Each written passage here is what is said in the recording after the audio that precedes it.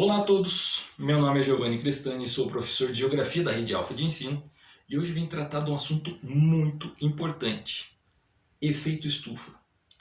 O efeito estufa é um fenômeno natural e sem ele nós não teríamos vida na superfície terrestre. Por quê? A Terra está a 150 milhões de quilômetros do Sol. A quantidade de calor que chega aqui na Terra é muito pequena comparada àquela que sai do centro do sistema solar, do nosso astro principal, da estrela mais próxima, que seria o Sol. Boa parte desse calor se perde no caminho, e a pequena parte que chega até nós é absorvida pela nossa atmosfera. Menos ainda chega à superfície da Terra, e quando chega, parte desse calor é devolvido para o espaço através do processo de reflexão. Então nós precisamos, de alguma maneira, fazer com que esse calor seja retido aqui na superfície, para que assim a temperatura seja amena, agradável e possibilite a proliferação dos organismos vivos como nós conhecemos. Dos organismos de forma geral, né? Como que acontece isso? Através dos gases estufa. Sem esses gases, a temperatura média da Terra poderia ser próxima de menos 20 graus em sua superfície. Isso de temperatura média. Os polos então seriam muito mais frios. As regiões equatoriais seriam congeladas, existiria um gelo, né? O nosso mar, tudo isso seria completamente congelado. Não teriam condições de haver vida aqui na superfície da Terra. Os gases estufa, presentes naturalmente na atmosfera e chegando lá através dos processos naturais, fazem com que o calor que antes seria refletido para o espaço fique armazenado próximo da superfície, fazendo com que a temperatura, que poderia ser menos 20, seja de aproximadamente 18 graus Celsius. Então, graças a esses gases é que nós conseguimos manter a temperatura agradável na superfície. Entretanto, nos últimos 250 anos, coincidindo com o processo chamado de Revolução Industrial, nós, seres humanos, passamos a mudar a condição natural do planeta. Nós começamos a emitir esses gases em grande quantidade. E os principais que as nossas atividades emitem são gás carbônico, ou também chamado dióxido de carbono, que é emitido através do queima dos combustíveis fósseis, como o petróleo, carvão mineral e gás natural.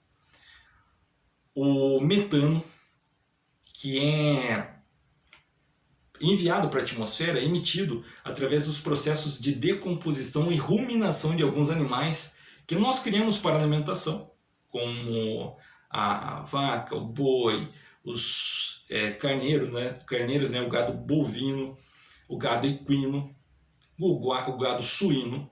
Então todos esses animais que são atores centrais da pecuária mundial acabam por auxiliar no aquecimento global porque eles emitem muito gás metano.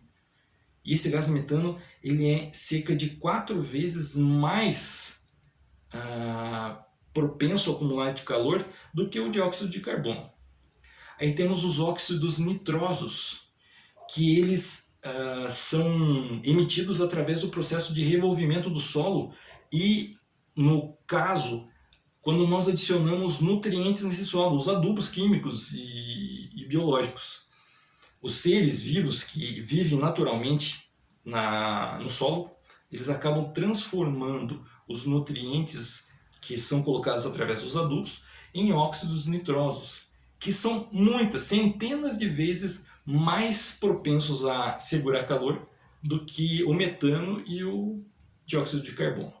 E temos também os gases fluoretados, que também conseguem, além de armazenar calor, destruir aquela camada protetora presente na estratosfera, que seria a camada de ozônio que protege a Terra contra os raios ultravioletas provindos do Sol. Então a realidade que nós vivemos hoje, pelo menos nos últimos 250 anos, é que há um acúmulo de calor na atmosfera. E esse acúmulo está se expandindo num processo que nós conhecemos como aquecimento global. O aquecimento global nada mais é do que a expansão do que nós conhecemos como efeito estufa.